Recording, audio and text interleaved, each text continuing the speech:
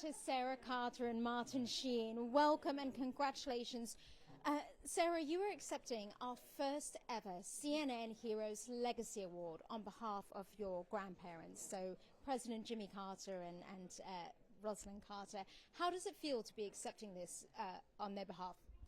Well, it's a great honor, obviously, to be here, and it's a really great opportunity to raise awareness about the Carter Center and all of the good works that they've done with the Carter Center and Habitat for Humanity and everywhere else. To me, it's really interesting to be here and to see all the other CNN heroes that are, especially the young ones who have my grandparents have been doing this for decades, and to see all of the possibilities that lie ahead for the CNN heroes that are also being honored here tonight. Well, many possibilities which many would say your grandparents made possible through some of the great work they did. I would hope so. That's something that yeah. Well, it's a great award, and we're so happy that you could be here to receive it.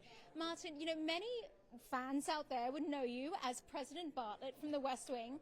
I have to ask, did you ever channel President Jimmy Carter when you were acting in that role? I have not kept it a secret that he was one of the inspirations that I personally used. I loved his integrity, his humanity, and his intelligence. I just finished reading his book, Keeping Faith, which he wrote shortly after he left the White House. And I had no idea the intricacy that he worked, particularly in foreign affairs and getting the hostages out, which happened at the 11th hour. Reagan was pounding on the door saying, we ought to get this show on the road. And he was waiting until the wheels were up in Tehran and the 52 were on their way home. So that's the kind of dedication he had and love for his country and people everywhere.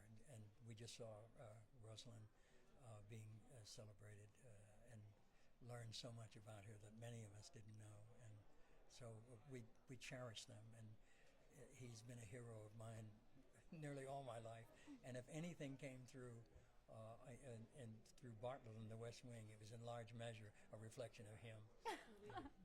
In the Carter family, we know that Jimmy Carter was the best president until President Bartlett. So that's I agree. In fact, President Bartlett, would you like to run again in 2024? No. I would never have thought of that. You can't confuse, equality for, it's not what I do for a living, but thank God. Absolutely.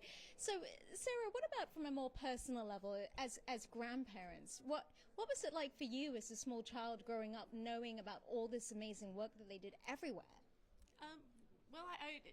The Carter Center has been a part of my life ever since I can remember. I was born in the middle of the Carter presidency, and actually I cut the ribbon to open the Carter Center in 1986 when I was 7 years old.